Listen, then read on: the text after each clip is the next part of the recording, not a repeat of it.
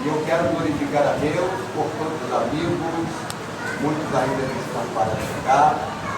Eu já quero aqui glorificar a Deus por todos vocês que nos ajudou a montar este belíssimo evento, pois o intuito é que todos nós saiamos daqui nutridos, robustecidos com a palavra de Deus. Meu louvor a Deus é por todos vocês aqui presentes e pelos demais que estão a caminho. Eu quero convidar a todos a ficar de pé. Vamos orar ao Senhor, porque nós estamos ávidos para ouvir a palavra do Senhor. E o primeiro palestrante já do Pai presente é o pastor Marcelo Nogueira. Marcelo Nogueira e o pastor Demétrio já estão a caminho. Eu quero pedir a Deus que você empreste os teus ouvidos a Deus para ouvir a palavra, para que você saia daqui mais crente, mais celestiano, e que possamos levar todo esse ensino para a trajetória de nossa vida e que deixemos um legado para aqueles que nos substituíram. Altíssimo, eu quero louvar o teu nome porque o Senhor é bom. Eu quero glorificar o teu nome porque o Senhor é maravilhoso. Estamos esta noite reunidos nesta sigla chamada EBOL, pois a intenção aqui, Senhor, é aprender a tua palavra. Estamos nos reunindo, Senhor, para um só propósito, para melhor aplicar na sua obra. Nós precisamos investir no conhecimento e desejamos que o teu Espírito se faça presente nesta reunião. Eu quero louvar a Deus pelos meus amigos que vieram de longe, pelos meus amigos de perto, pela congregação e por todos os convidados, pois aqui, Senhor, não tem nem o melhor e nem o menor, todos somos iguais.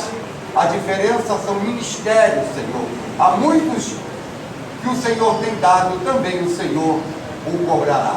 Por isso, esta tarde, eu quero abençoar, Senhor, trazer uma palavra de bênção para todos os participantes e te pedir, Senhor, que tudo aquilo que nós organizamos, a equipe e os demais, Senhor, projetos que temos adiante, a tua mão nos conduza, a tua mão se faça presente.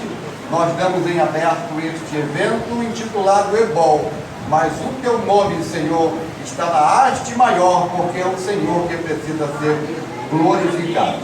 Em nome de Jesus, em nome de Jesus. Podem assentar. Eu quero convidar aqui o Leandro. O Leandro fez uma reunião comigo ontem e eu quebrei todos os protocolos dele. Ele falou comigo, vem cá, Leandro. Ele falou comigo, pastor, eu quero me fazer um pedido. E eu, pois não, faça. Ele disse para mim, o evento de amanhã, o senhor não menciona o meu nome não. O senhor não fala sobre mim não, fala sobre a equipe. Mas, irmãos, eu disse para ele, nem Deus aceita a tua proposta. Esse menino, eu só dei o projeto na mão dele, eu só falei o que queria. E ele montou todo o projeto. E seria muito disforme eu assumir a tribuna e não passar para ele. Ele falou, mas o senhor é o meu pastor. E eu disse para ele, então eu vou delegar a você toda a autoridade da EBOL. E assim eu te faço. Eu estou passando toda a direção, ele é o coordenador. Eu sei que ele está todo sem graça aqui, mas ele vai ter que dar uma gargalhada, ele vai ter que sorrir. E é ele que vai apresentar, fazer toda a condução do evento. A partir de agora, envergonhado ou não, é você que vai fazer. E eu quero pedir a todos uma salva de palmas.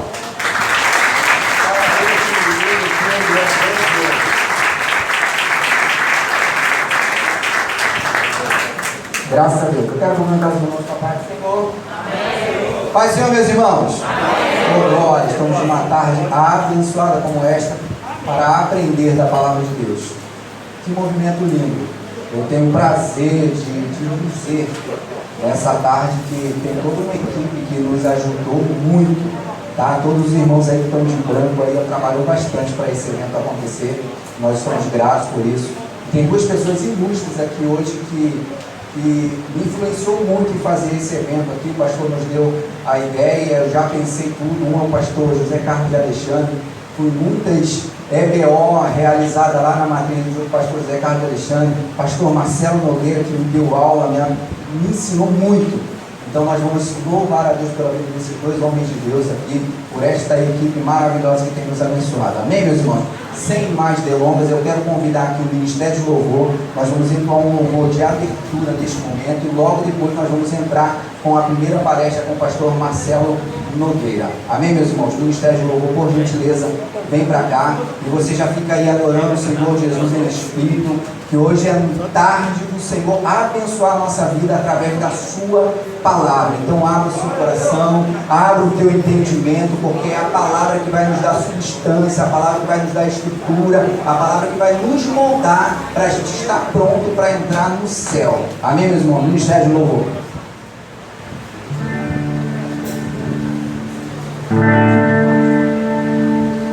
Qual é a idade do meu Deus? Seu aniversário ficar morrendo na praia, deseja para o caminho. Quando os céus têm a sua casa.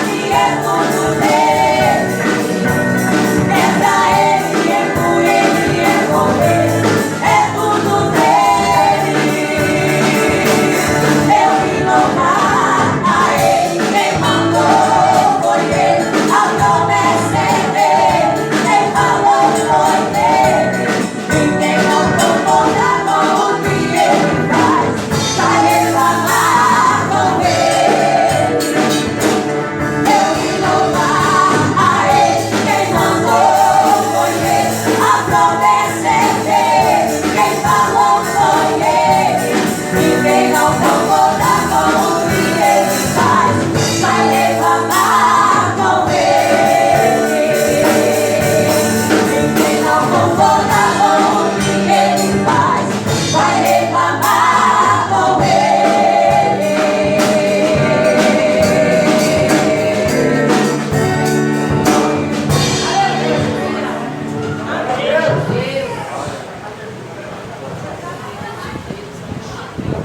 Com glória.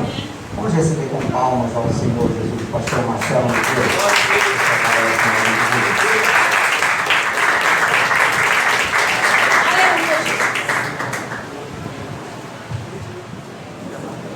Queridos irmãos, a paz do Senhor. Amém. Glória a Deus. Um prazer estar aqui mais uma vez. Confesso aos irmãos que estou surpreso, mas para uma surpresa boa, né? Uma surpresa boa de ver no sábado à tarde um número expressivo de irmãos e irmãs para o estudo da Palavra de Deus. Isso é muito bom. É um sinal muito positivo, um sinal muito claro de um apreço pela Palavra de Deus. A gente está vendo tanto desapego ao estudo bíblico e reuniões como essa nos deixam certos de que precisamos continuar na tarefa de ensinar a Palavra de Deus. Revejo amigos, admiro, Deus abençoe, pastora Vilma, a responsabilidade agora. Me encostaram no banco agora. Deus abençoe ao Leandro que nos convidou. Me faço acompanhar o pastor José Carlos Alexandre, um mestre na palavra, pastor da nossa igreja, Assembleia de Deus em Parada de Lucas. Ele está auxiliando o pastor Pedro Paulo ali no Vale do Ipê, e eu deixei a congregação do Vale do Ipê e fui auxiliar o pastor presidente na nossa sede, que fica lá em Vigário Geral. A igreja de Parada de Lucas, nós fica em Vigário Geral, deixa isso para lá, vamos lá que Deus sabe de todas as coisas. Devo dizer aos irmãos que essas coisas, usa máscara, passa álcool, gente, está cansando, mas há uma necessidade, dá para a gente fazer esse esforço a mais, né? E muitos de nós já tomaram a vacina, eu, por exemplo, já tomei a segunda dose, mas mesmo assim é interessante a gente continuar usando a máscara, o distanciamento. Jesus, volta logo. Volta logo, porque no céu não tem máscara, irmãos. Olha aí. E nem álcool. Quero, inicialmente, compartilhar o texto de Filipenses, capítulo 3. Nós vamos ler até o versículo 14. Carta de Paulo aos Filipenses, capítulo 3.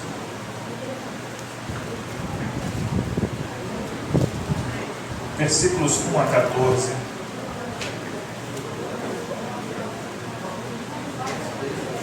É o texto que a gente começa a discorrer, a usar como base.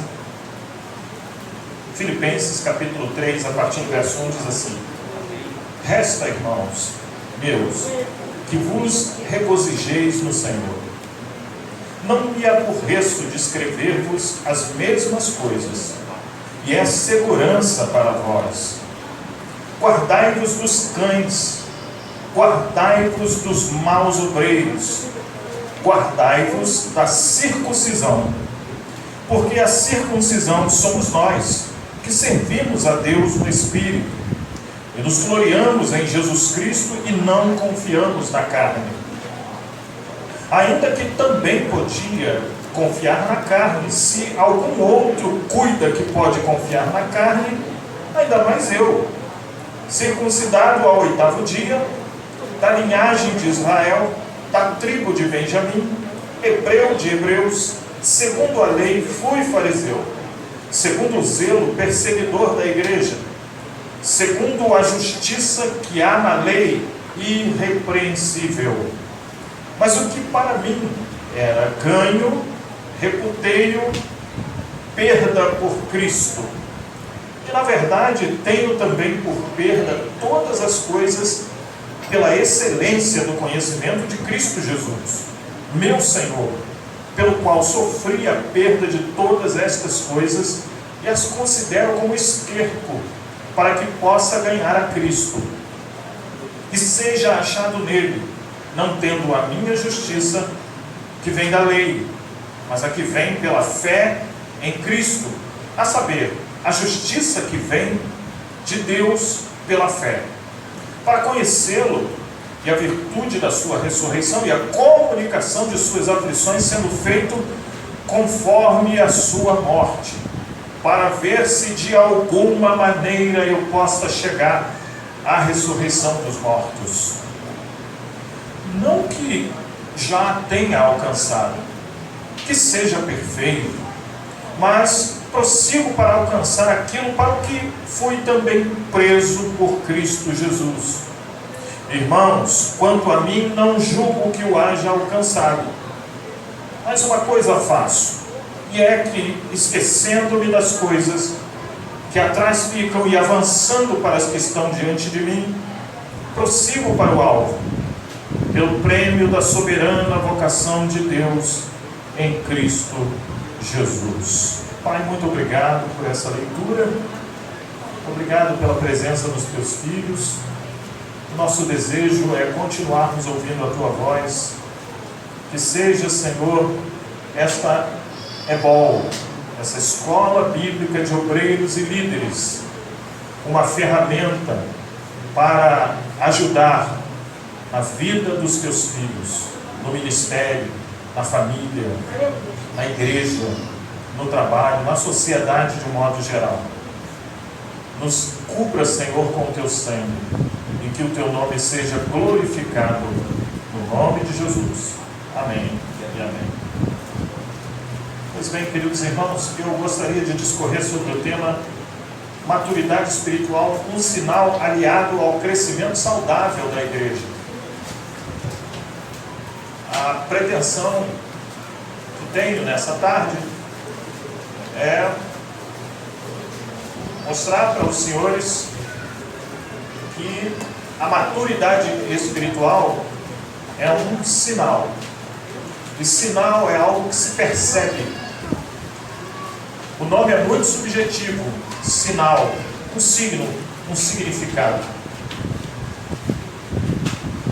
Digo isso porque ninguém compra essas coisas.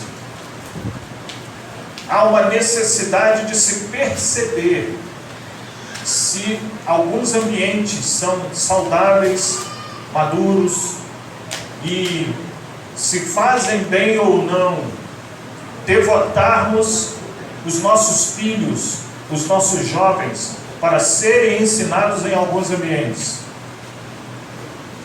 Infelizmente, nós temos alguns locais em que já não podemos confiar mais os nossos filhos para alguns ministérios, entre aspas, porque está muito complicado, irmãos. Os lugares ficaram cada vez mais tóxicos, cada vez mais apertados, sufocantes, e aquilo que se propunham fazer, já não fazem. Portanto, maturidade é um sinal que vai ajudar muito no crescimento da igreja. Uma igreja madura é uma igreja pronta para crescer. E a maturidade, ela soma com o crescimento da igreja, ela não é determinante para o crescimento.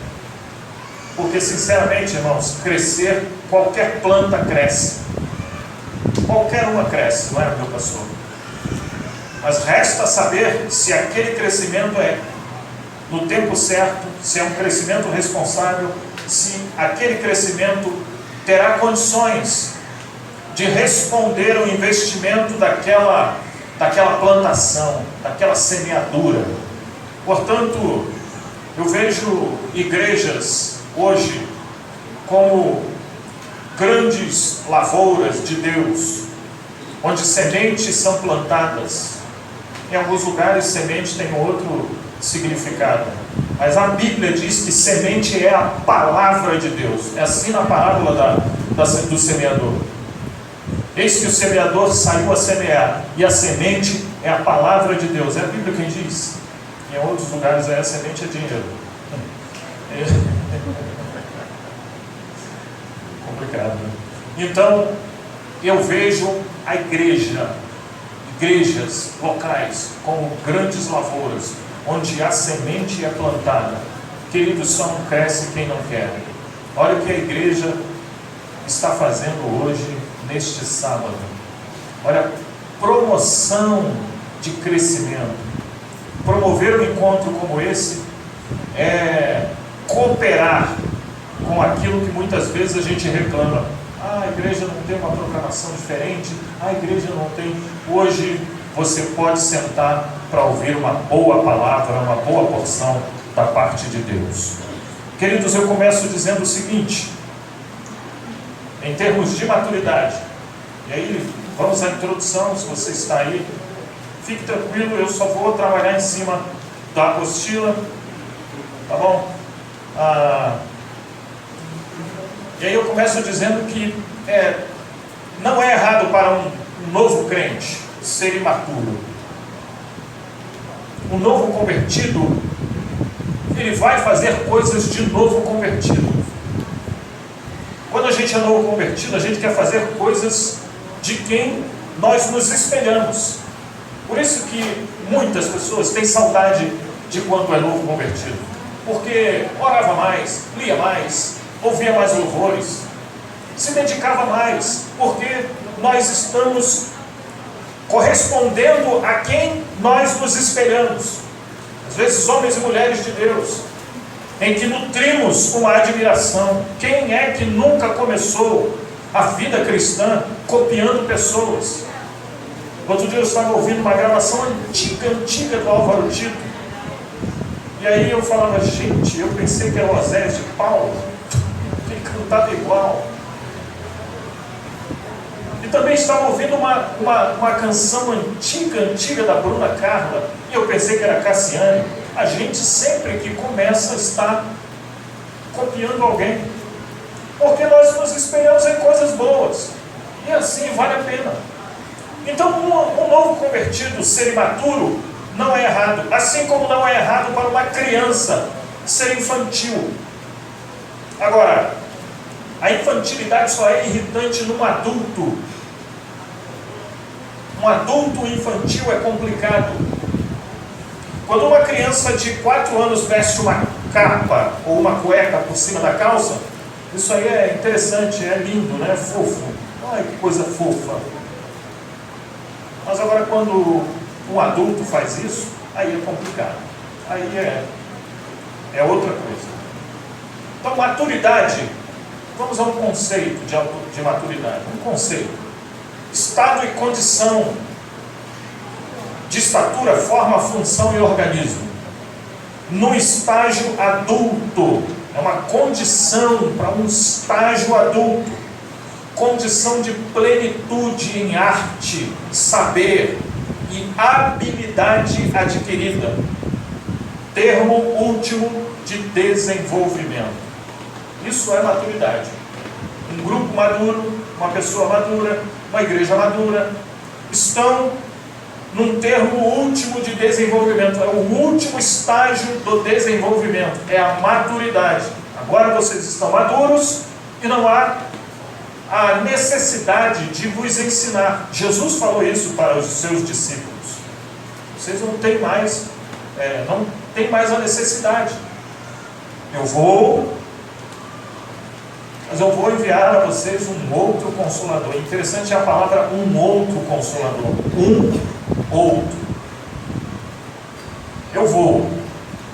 Mas eu vou enviar um outro. Significa um indivíduo. Esse artigo que define quem vem substituir Jesus, significa que a pessoa que vem substituí-lo, ela não vem para ser igual. Fará coisas concordantes, mas será alguém diferente. O Espírito Santo começa logo matando pessoas na igreja. É a estreia do Espírito Santo. Mata Ananias e Safira. Mentiu, morre. Quem vai ficar numa igreja dessas? Só Jesus. No ministério de Jesus tem pão, vinho, cura, alegria, inclusão, prostituta vem, beberrão vem, militar vem, devedor vem, canceroso vem. Na igreja do Espírito Santo, mentiroso morre. Tem que ter maturidade, irmãos, para suportar isso. Então, maturidade é esse estado último de desenvolvimento. Essa condição de plenitude. Não é? E aí uma súmula. Em suma, maturidade é quando você não finge ser o que não é. A imaturidade é um impedimento para a gente exercer a responsabilidade, a administrar conquistas. Isso aqui é fato. Não é? A imaturidade, agora é o oposto da maturidade. É um impedimento para a gente administrar. Às vezes a gente quer... Eu sou do tempo, irmãos, que precisamos de alguém para cuidar das crianças. Eu sou desse tempo. Precisamos de alguém para cuidar das crianças. E aí, no meu tempo, a gente tinha jovem a dar com pau no meio da semana. Hoje não tem. Por quê? Concurso, faculdade, trabalho apertado com vários turnos. Mas não, no meu tempo tinha... Os jovens cantavam no dia da semana quase que inteiriços. Isso não tem muito tempo. E aí precisamos de alguém para cuidar das crianças. E geralmente não se tinha um critério. Você gosta de crianças? Você já trabalhou com crianças? Você já fez algum curso? Você tem alguma dificuldade de contar a história? Não tinha nenhuma dessas perguntas. Quem é a menina que está mais à toa? Você vai cuidar das crianças. Eu? Então eu sou desse tempo.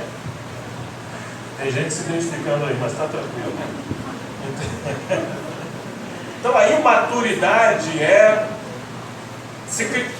queridos, foram gerações criadas em cima dessa proposição para o trabalho do ministério. E o pessoal dava conta, tá? Se virava. Não tinha nem internet, não tinha trabalho com a PEC, não tinha nada disso. As maravilhas que hoje nós temos com os recursos visuais para contar história para criança. Eu lembro uma vez que eu fui, tinha um congresso de crianças, e aí o vice-presidente está no culto. Ótimo, eu, vice-presidente, estou na igreja. Mas eu fui, irmãos, para apoiar o trabalho infantil. Eu acho importante isso. Só que a preletora não foi. O vice-presidente está no culto, é ele que vai pregar.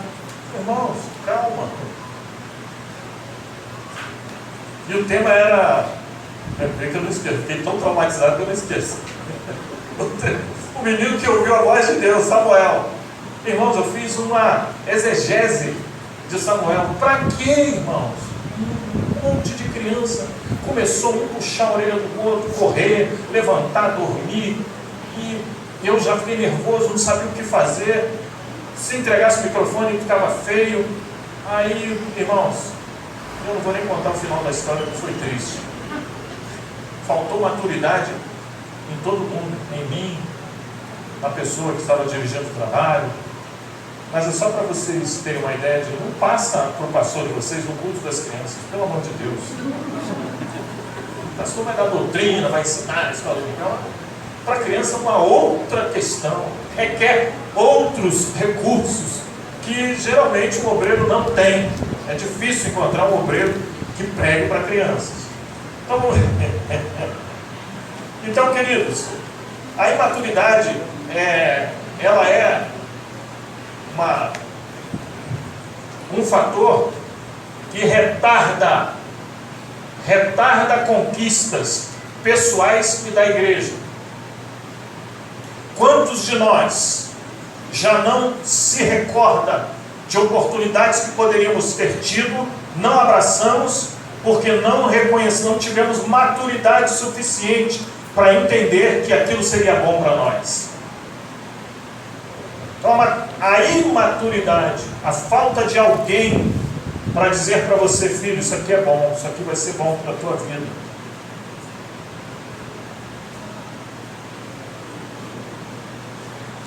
E aí, em Timóteo, 1 de Timóteo 3,6, Paulo usa um termo interessante chamado neófito, se referindo àquele que não amadureceu na fé. Neófito, a gente faz uma redundância dizendo novo convertido, não. A palavra neófito fala daqueles que ainda não amadureceram na fé.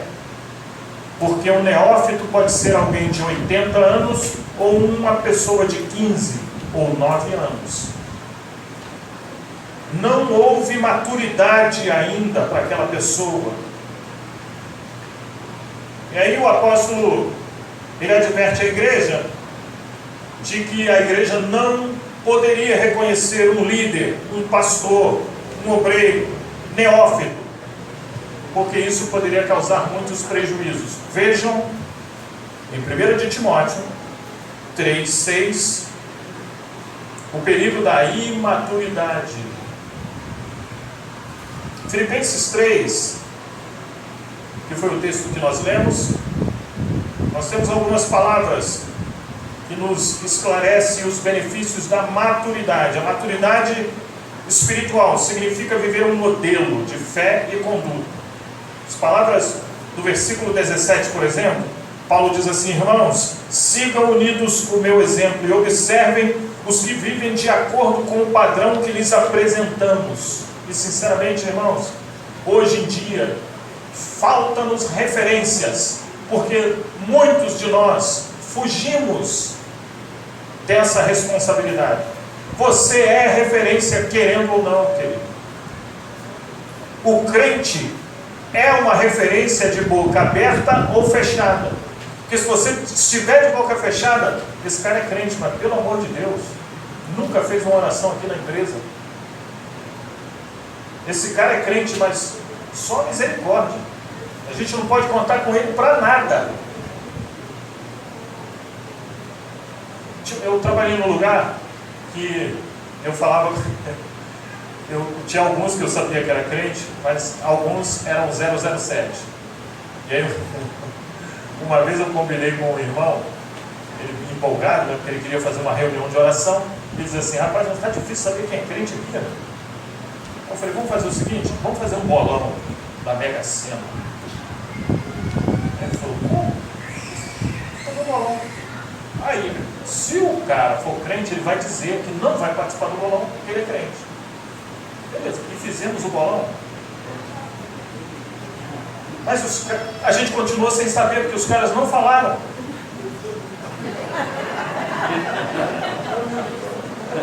Vou falar uma coisa que vocês podem não acreditar, mas a gente fez o bolão, só a gente que organizou, que não estava no bolão. E a gente não sabia quem eram os crentes do local. Estamos até hoje procurando.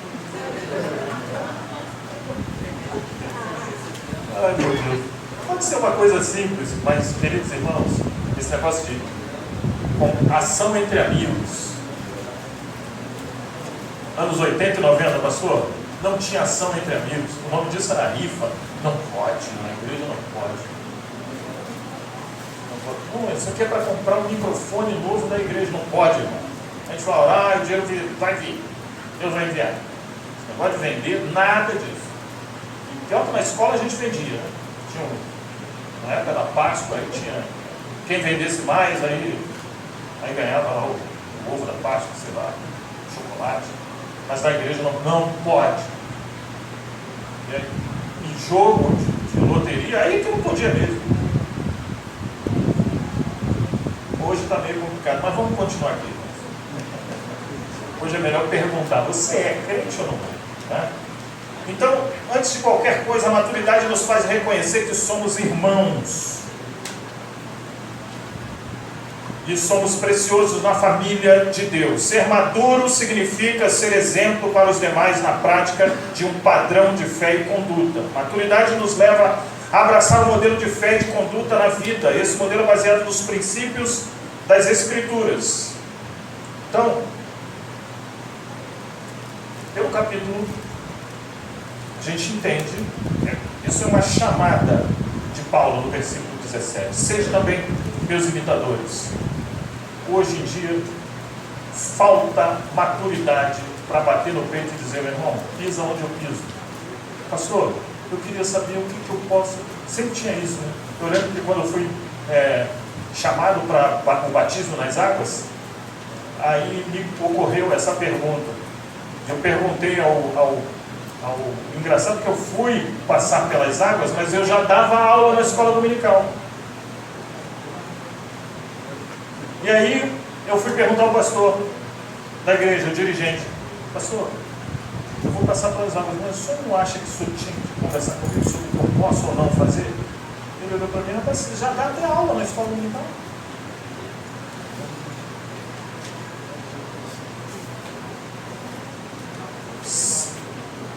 As pessoas que me ganharam para Jesus, eu não conseguia ver essas pessoas domingo na escola dominical. Eu aceitei Jesus no culto de jovens no sábado. Achei maravilhoso a igreja, o culto. Falei: gente, que lugar interessante, eu não conhecia. Esse lugar aqui, morava aqui, o lugar estava aqui e eu não conhecia, que era uma coisa tão fantástica. Um dia que a gente aceita Jesus é assim, né? Pode estar tudo ruim, mas quem aceita Jesus naquele dia acha que está tudo bom e maravilhoso. E realmente, você conhece o céu. As pessoas que me ganharam para Jesus, que me evangelizaram e falaram: vamos lá no culto e tal, eu não conseguia ver essas pessoas no outro dia, na escola bíblica dominical. Porque eu fui no outro dia. Amanhã tem culto, amanhã tem escola dominical, eu fui. Só estou explicando como eu virei professor de EBD. E aí não tinha nenhum jovem. A irmã que dava aula para as irmãs me colocou ali junto com as irmãs, porque não tinha jovem, nem o professor, nem ninguém. Eu fiquei na classe das irmãs, porque os obreiros também não estavam indo na escola dominical. Um negócio maravilhoso. Vocês imaginem que eu fui assumir essa igreja 15 anos depois. E o segundo culto mais frequentado, só perdia para o domingo à noite. Está aí o pastor que não me deixa enganar. O culto mais frequentado da igreja que eu dirigi, nessa igreja que eu não conseguia achar obreiro na EBD, era o da escola bíblica dominical. Uma festa de gente. Gente que você ficava coçando a cabeça para colocar gente, criar classe, porque muito cheio, pensam. Mas na igreja em que eu não conseguia achar pessoas para um culto tão interessante, que eu disse assim: gente, a gente pode fazer pergunta. Eu achava legal isso. A gente vai na igreja que pode fazer pergunta. Que culto bom! E eu ficava na escola dominical, mas só tinha eu.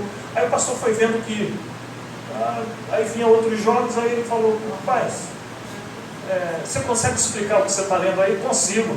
Então você dá uma aula aí para. Aí fiquei. Dou aula até hoje na escola dominical. Uma segunda coisa interessante é que ser maduro, primeiro, a maturidade significa viver um modelo de fé, mas ser maduro significa ter discernimento de valores verdadeiros. Quem te vê como referência vai pedir de você opinião para alguns assuntos. E você precisa ter discernimento sobre valores verdadeiros. Valores verdadeiros são valores que valem a pena, que são legítimos, que são respaldados pela Bíblia. Pastor, pode isso? Pastor, pode aquilo? Ou irmão, eu estou querendo fazer uma coisa ou outra. Eu lembro que lá no meu tempo, aí não podia a moça usar calça comprida. Aí tinha uma menina que foi trabalhar num shopping e tinha que usar maquiagem de calça comprida. Gente, a menina entrou em parafuso. Porque ela foi uma porta de emprego lícita, ela foi, mas o líder do jovem falou: você não pode mais cantar na juventude. E o pastor, o dirigente, disse: ou você escolhe Jesus ou o seu emprego. Vê se pode, irmão.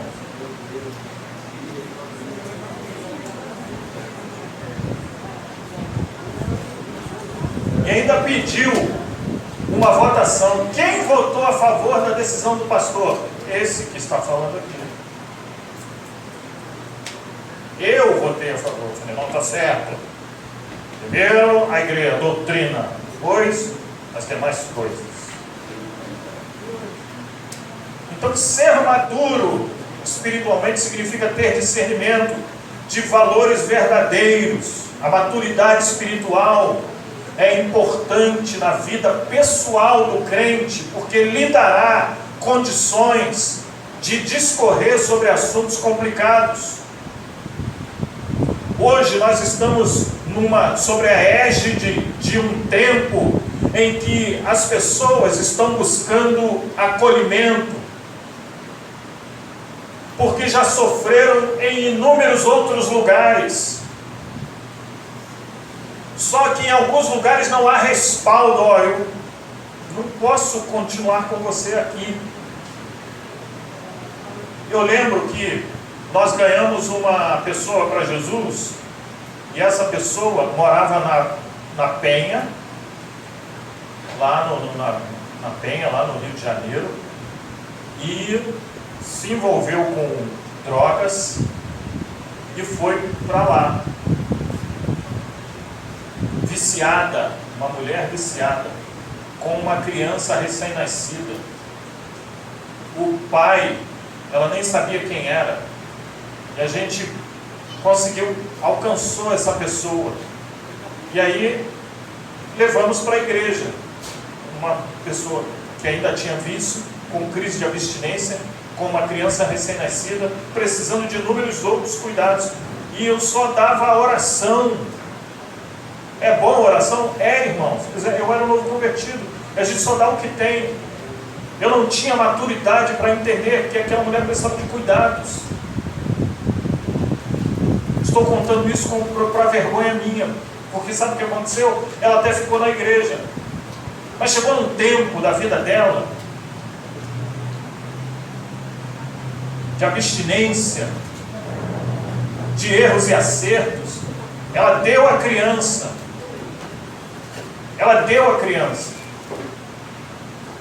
E ficou sem a criança. E uma mãe sem uma criança com crise de abstinência, a coisa não fica legal. Acharam o corpo dela em Gramacho. E não foi tiro, foi suicídio. Isso é uma vergonha. Eu estou contando isso aqui porque é uma EBO. Estou contando para um público que pode ouvir essas coisas. Mas não tinha maturidade. Levei para dentro da igreja: então vamos orar, vamos jejuar. Então, se você não tiver discernimento de valores verdadeiros, você vai virar um referencial morto. A imaturidade levará você a não conseguir ser uma ferramenta mais eficaz no propósito de Deus para a libertação de pessoas. Vejam que o apóstolo Paulo, no capítulo 3 da carta aos Filipenses, no capítulo que nós lemos, o versículo 2, ele usa 3 vezes o mesmo verbo, blepo. É uma palavra grega que tem o sentido de ver, enxergar ou discernir. Discernir é uma capacitação advinda daquilo que você vê e daquilo que você compreende. Não é apenas uma coisa que você vê, mas é algo que você consegue dissecar e dizer o que é, identificar. Então, a maturidade nos faz não só ver, enxergar, mas discernir. E o Paulo diz assim: fujam, evitem os cães, os maus obreiros e a falsa.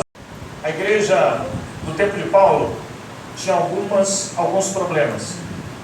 Primeiro eram os falsos obreiros, os cães, que eram falsos pastores, falsos líderes. Por causa da hospitalidade muito presente na cultura hebraica, e a primeira igreja é uma igreja marcada com os discípulos de Jesus são judeus. Então a prática da honra, da recepção e da hospitalidade, ela é continuada. Chegando um pastor, ele era honrado. E ele era honrado 2 vezes, duplicada a honra para aqueles que presidem, para os líderes. Era assim. E muitos falsos pastores se aproximavam desses rebanhos só para terem onde comer, onde se vestir. Os maus obreiros, que eram falsos mestres.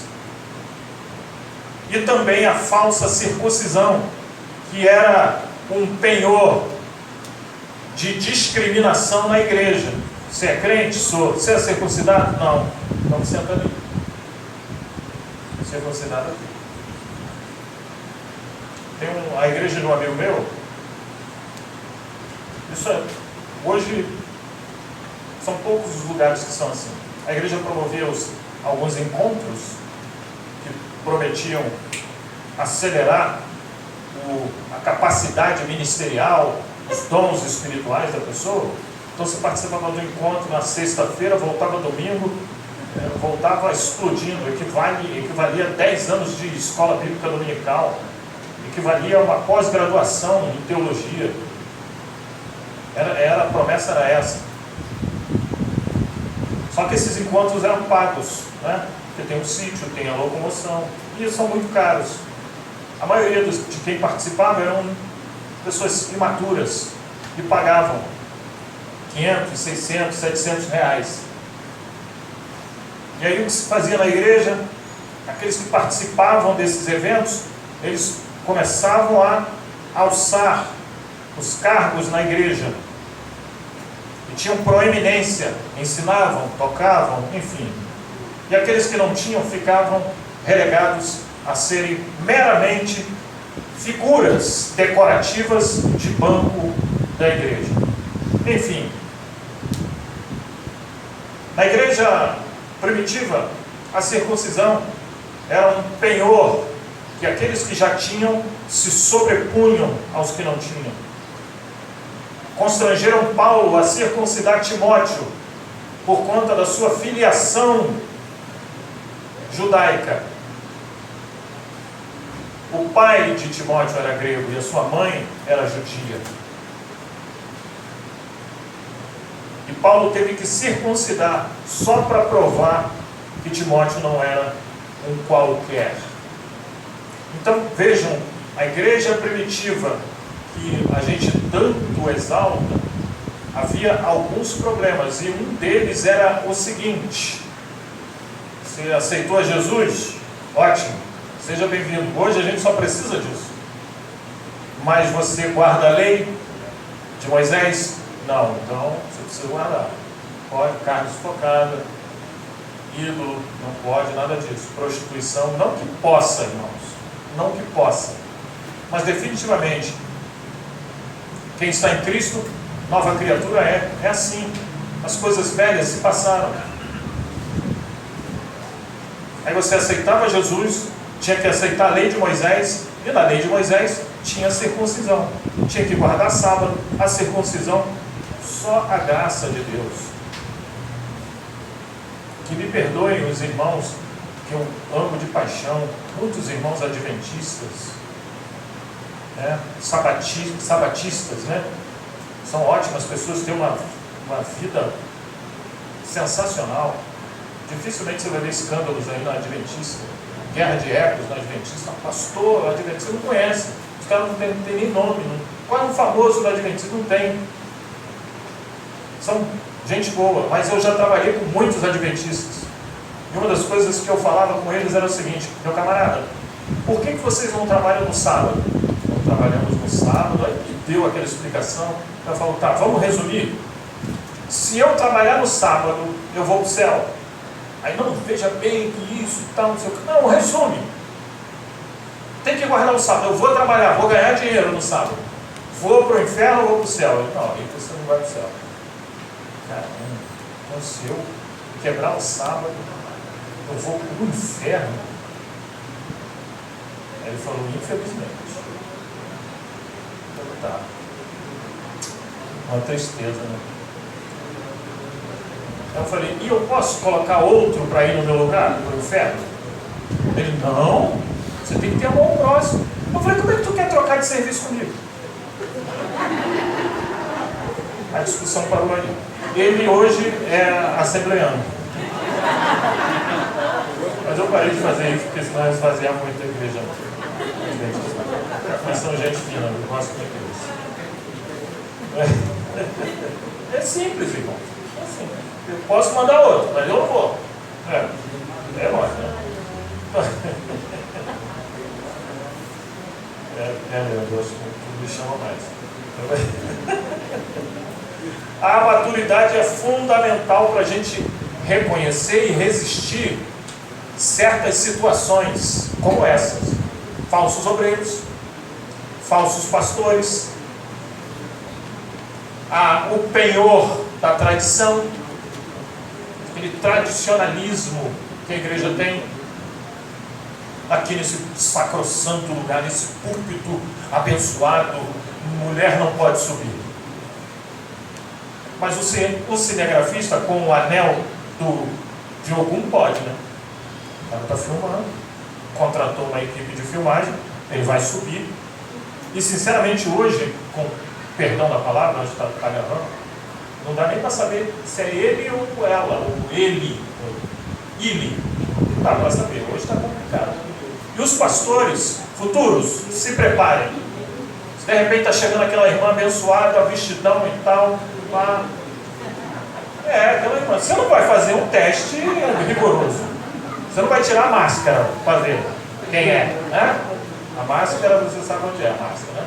Não vai pedir para tirar a máscara. Aí vem, senta, aceita Jesus, chora, canta, brinca e tal. E aí vai se batizar, voa. Pastor, eu quero batizar e tudo. E o nome é um nome feminino, qual o problema? Mas aí o diretório raiz, lá, né, o pessoal da informática aí, vai ver que o diretório é masculino. Quando botar para dirigir, que sair de uma vez só e não fazer papelagem, vai falar, ué, mano, levou uma vaia aqui mesmo. Oh Jesus, tem misericórdia. Os pastores futuros terão um trabalho, tá?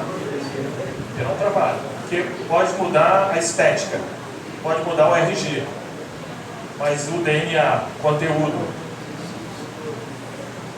entendeu? Pois é, aí vem aqui à frente, Deus revela, tem alguém, Deus quer curar da próstata, aí vem uma irmã, aí vai dizer que o profeta estava na carne, o profeta estava na unção, e não é que era próstata, gente.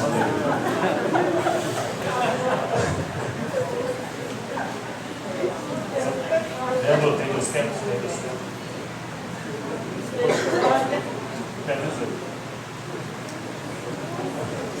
A maturidade é demonstrada pelos alvos que estabelecemos. Queridos, a gente tem que ter prioridade na vida, tem que ter alvo na vida. Algumas coisas precisam ser elementares. Quando você acorda, você dormiu, amanhã é domingo, qual a primeira coisa que você faz? Se você vai atualizar o WhatsApp, você está dizendo que a sua família, que Deus, a sua devocional, que a sua intimidade não tem importância, que o que tem importância é o trabalho, são os amigos. Tem muita gente que quando acorda, está na cama ainda, vou atualizar. Isso é por último, depois de você tomar café. Dê atenção a quem dormiu com você, dê atenção a quem está no quarto ao lado, dê atenção aos componentes da casa, dê atenção ao Deus que abençoa esta casa. E aí, por último, se tiver tempo, antes da escola dominical, você dá uma atualizada. Se não, só depois da EBD. Qual o problema? Não tem problema nenhum nisso. Aí não, pastor, que eu tenho um aplicativo. Aí sim, não tem um aplicativo que regula aqui a minha glicose. Isso aí é outra coisa. Mas defina prioridades. Eu não estou nem falando das prioridades que a gente vai falar aqui, mas defina algumas prioridades para você. Vai te fazer bem, filho. Vai te fazer bem. Eu aprendi, por exemplo, lá na minha juventude, por exemplo, que 10% era de Deus, é de Deus. E não se fala mais nisso. Quando eu casei, a minha esposa fazendo a lista, né, daquilo, despesa e receita e tal. E aí ela falou, você tem que colocar aqui o dízimo. Eu falei, não, o dízimo vai ficar na receita. Ela, não, mas o dízimo é um dinheiro que sai. Eu falei, não, para mim é um dinheiro que entra. E está na minha receita até hoje. No meu planejamento, vocês pegarem, eu tenho alguns planejamentos no Excel de anos atrás, que está lá, dízimo está na receita. Eu considero que é receita e acabou. Ninguém tivesse essa matemática, eu aceito. E a universidade, a professora, a tia Teteca, não vai dizer que está errado, porque é Deus. Eu dou 10 e recebo muito, muito, muito mais do que isso. Então são prioridades que requerem uma maturidade. No versículo 14, Paulo registra o testemunho. Ele não se prendia no passado, mas ele avançava para as coisas. E ele fala do passado dele. No versículo 5, Paulo fala que foi circuncidado ao 8º dia e tal. Ele era hebreu de hebreus, da tribo de Benjamim. Enfim, foi fariseu, irrepreensível. E no versículo 14 ele diz assim, esquecendo-me das coisas que para trás ficam. Isso aqui é passado. Isso aqui não é prioridade para mim. E hoje, pastora Vilma, a gente tem no plenário das nossas igrejas muitos advogados, médicos, dentistas, profissionais, engenheiros, professores, que muitas vezes se submetem a nos ouvir semanalmente, na fé, entendendo que nós somos instrumentos de Deus. Mas muitas pessoas, eu trabalho em um hospital, eu ouço de alguns médicos dizendo assim, mas eu fui num lugar aí, e o camarada começou a falar umas asneiras lá, dizendo que o coração fala, o coração mente, dando atributos a um órgão do corpo, ele falando como médico, né? O cara é cardiologista, pode dar aula. E aí, eu, colocando açúcar no cafezinho, eu falei, doutor, o que o seu coração disse para o senhor quando o senhor estava ouvindo isso? Sai daqui agora ou fica aqui porque isso está te fazendo bem? Eu falei, seja sincero, o seu coração falou. E ele falou o quê? Então, vocês crentes, vocês têm umas coisas que... Eu realmente não quis sair. Alguma coisa me prendeu na cadeira, mas meu coração não falou nada não. Eu falei, o seu coração falou, senão o senhor teria saído. Então, eu estou falando do seguinte, Paulo está dizendo que tudo aquilo que o tornou conhecido e notável, o seu mestrado, Paulo era um mestre, era um fariseu, todo fariseu era mestre, o seu mestrado, a sua diplomacia, sua dupla cidadania, tudo isso, ele diz, esquecendo. Eu esqueço disso aqui. Eu avanço para as coisas que estão diante de mim. Sabe o que estava diante de Paulo? Açoites e prisões.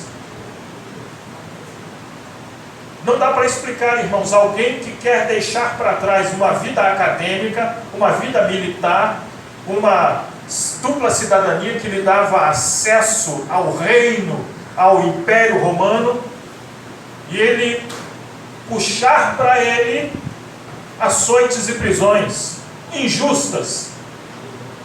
Só uma alma madura, suficiente para ter esse tipo de desejo. Portanto, a maturidade, ela estabelece, ela é demonstrada pelos alvos que nós estabelecemos. E Paulo estabeleceu um alvo, e ele diz assim: mas eu prossigo para o alvo, pelo prêmio da soberana vocação de Deus em Cristo Jesus. Paulo tinha um alvo, e o alvo de Paulo era o céu. E parece-me, irmãos, que o mundo em que nós vivemos está muito aconchegante, está muito bom, bonito.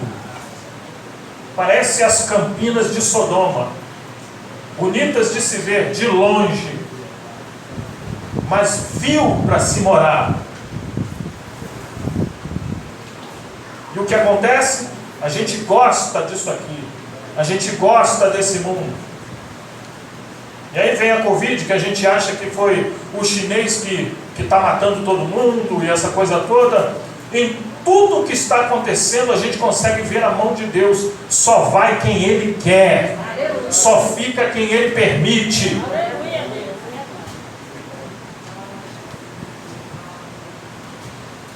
Porque a gente está gostando muito disso aqui. E Deus permitiu uma insegurança mundial. Deus permitiu, só para dizer: isso aí não é teu, isso é meu. Essa honra não é tua, essa honra é minha. Essa família não é tua, essa família eu que te dei. O casamento eu que te dei, o emprego eu que te dei.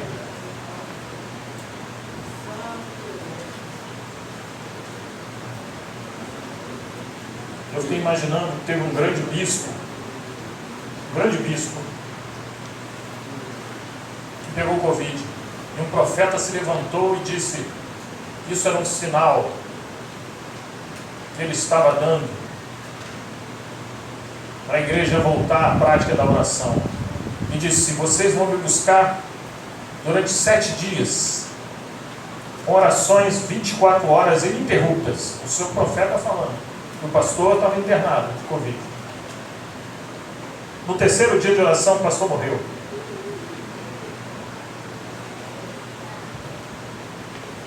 A família envergonhada, a igreja abatida. Mas Deus continua sendo Deus. Porque Deus não tem nada a ver com essa loucura. Está doente? Ora. Não é assim que a Bíblia diz? Está alegre? Canta. Está doente? Ora. Vamos orar. Agora, entendam, sejam maduros. Morte é para quem está vivo. A gente tem que ser maduro. E Deus está chamando muita gente. Eu que estou falando aqui para vocês, pode ser que... você lembra daquele pastor que abriu a Ebol? Pois é, morreu. Isso pode acontecer, irmãos. Não, pastor, não fala isso, eu tenho medo. Não, medo? Quem é que não tem medo de morrer, irmão? Mas é um fato que, infelizmente, a pandemia nos aproximou desse limite do vale da sombra da morte. Mas se eu não me engano, o Salmo 23 diz o seguinte: ainda que eu andasse pelo vale da sombra da morte, tu estarás comigo. A tua vara e o teu cajado me consolam. Ainda que eu estiver lá, o Senhor é o meu pastor. Vamos falar sobre alcançar a maturidade.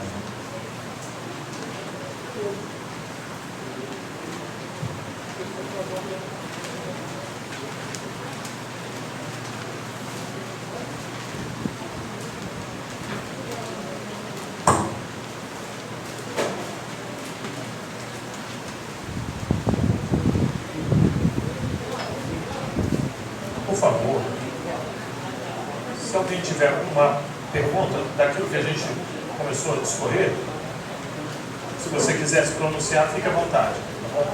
Vou beber uma água aqui. Se você tem uma pergunta daquilo que a gente falou até agora,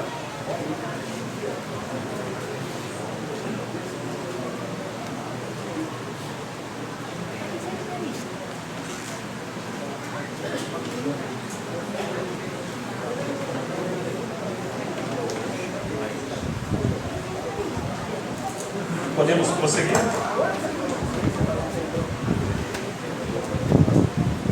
Pensa.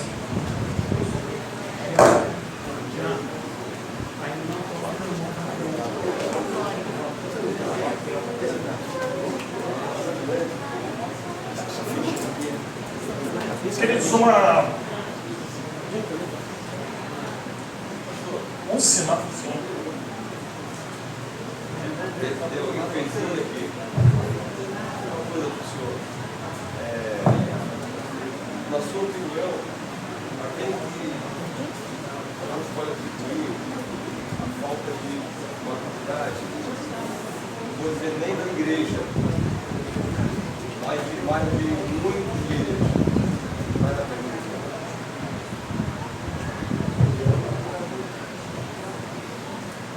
Pastor, para o Senhor, meu nome é Pastor João Batista, todos aqui me conhecem, a maioria, e a gente é um batalhador da escola bíblica, do ensino na igreja.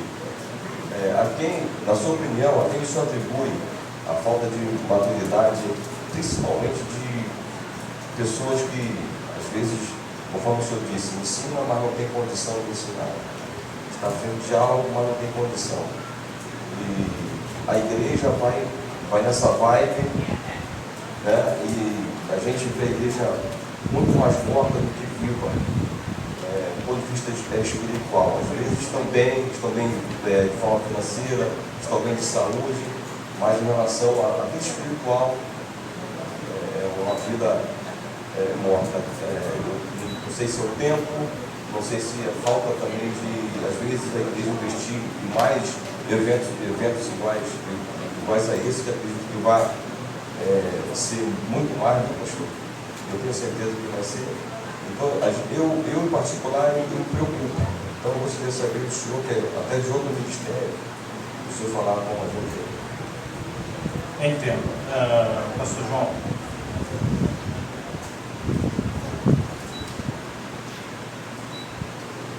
A demanda da igreja é muito alta. A igreja cresce de forma assustadora. A obra de Deus é um negócio assim, é 100 por 1. É um crescimento extraordinário. Um dos cuidados que a gente precisa ter é com a seleção de quem a igreja é representada. Já perceberam que, por exemplo, para colocar ar-condicionado na igreja, a gente chama um pintor ou um técnico em refrigeração? Um técnico em refrigeração. A parte de iluminação, um eletricista, ele vai calcular, estrutura, mestre de obra, pedreiro, pessoal da construção civil, senão vai dar problema lá na frente. Isso é na nossa vida secular. Parece que as coisas espirituais a gente vai embromando. E na verdade é também uma falta de maturidade, mas é também uma desonestidade com a obra de Deus. Por que que para as coisas de Deus pode ser qualquer um? Por que que para Deus pode ser de qualquer maneira? Tem gente que quando a Igreja Assembleia de Deus ainda é uma igreja que franqueia o microfone para as pessoas falarem. Tem igrejas que não fazem isso, e vocês sabem disso. Mas a Assembleia de Deus ainda inclui os seus componentes no culto. A liturgia da Assembleia de Deus é uma liturgia inclusiva. Todo mundo participa. E o microfone é franqueado. Tem gente que chega no microfone e fala: irmãos, hoje eu estou com dor de cabeça, hoje eu estou rouco, hoje eu não ensaiei, eu esqueci o playback, mas Deus recebe esse mesmo. Vai embora, irmãos. Eu não quero isso. Não fala isso, pelo amor de Deus. Eu duvido que o namorado vai dizer isso para a namorada: olha, hoje eu não escovei dente, comi alho, não tomei banho há 3 dias, mas eu vim aqui assim mesmo, porque hoje é o dia do nosso encontro. Não vai rolar. Então, às vezes, não é nem a questão da maturidade, mas é uma desonestidade. E aí? Quais são os cultos que mais enchem? Campanha de matar gigante ou estudo bíblico?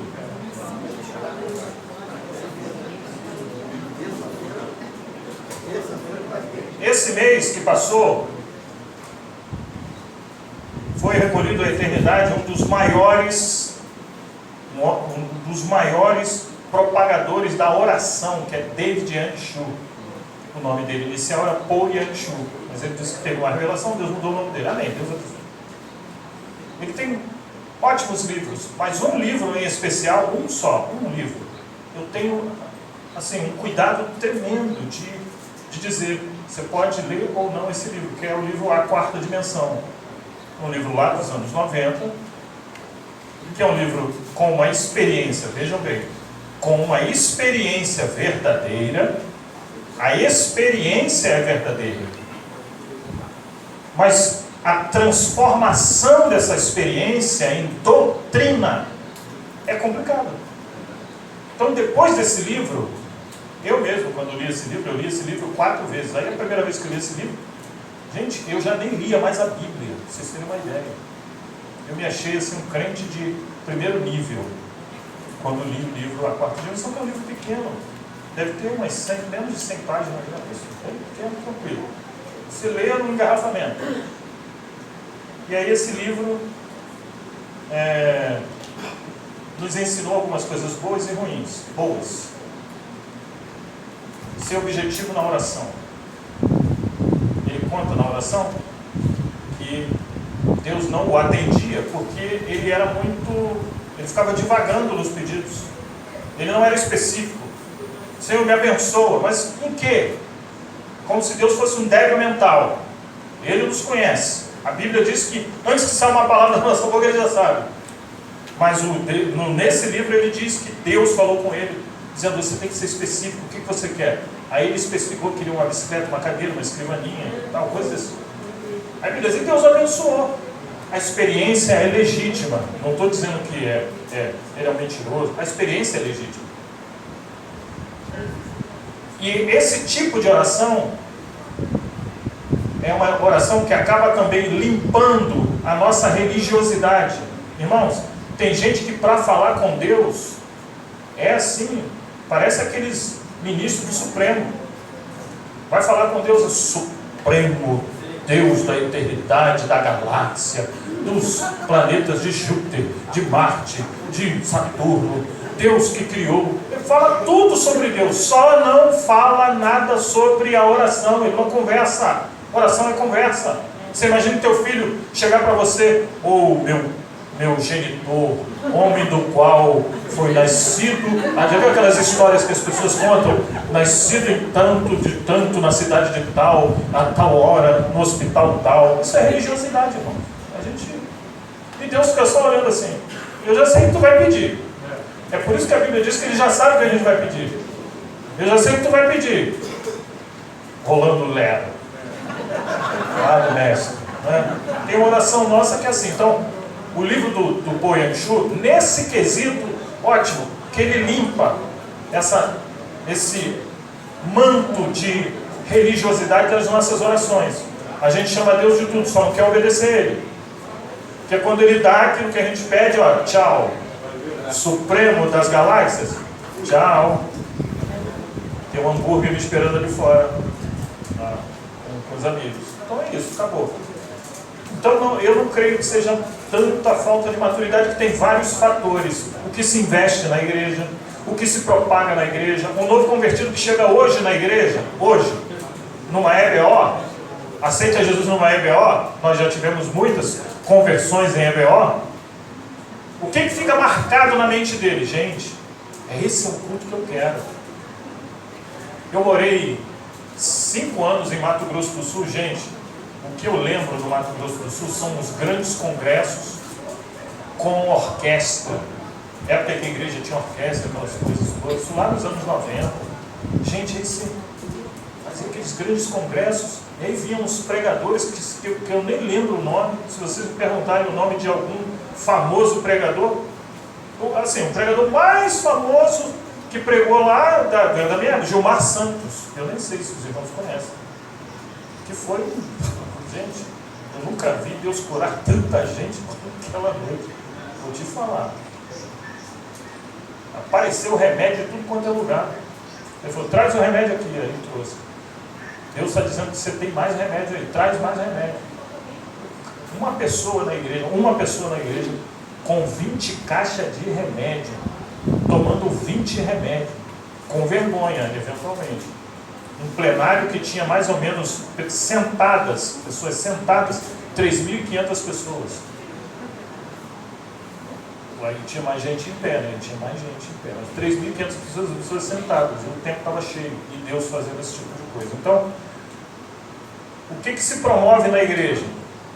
Esse culto é bom, é importante, culto de cura? Só não pode ter só isso. Você só mostra uma face de Deus, só o médico dos médicos. No dia em que esse médico vira um professor que quer te ensinar, você não quer ouvi-lo. Ou o dia que eles viram um pai que quer te corrigir com vara, um pai faz isso, aí você não quer, você só quer o médico. O dia que ele é um juiz que vai dar uma sentença e dizer para você, você está em dívida, você tem que pagar, o juiz faz isso. Há um protesto contra você aqui, e você precisa pagar para esse protesto sair, o juiz faz isso. Quando você conhece a face de Deus como juiz, então o estudo, ele demonstra as várias faces de Deus. As campanhas são importantes? São muito importantes, porque curam pessoas e libertam. Gente, é muita gente boa que foi curada, liberta, em cultos de campanhas, mas a igreja não pode ter só isso. Não pode ser só isso. Isso atrapalha um pouco. Vamos dar uma paradinha, que eu acho que já foi o meu tempo, e daqui a pouco a gente volta falando sobre alcançando a maturidade espiritual. Né?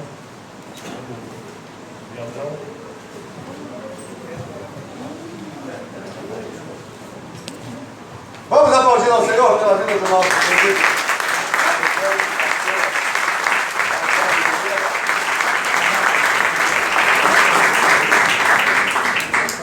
Queridos, escute, o nosso tempo é bastante exíguo.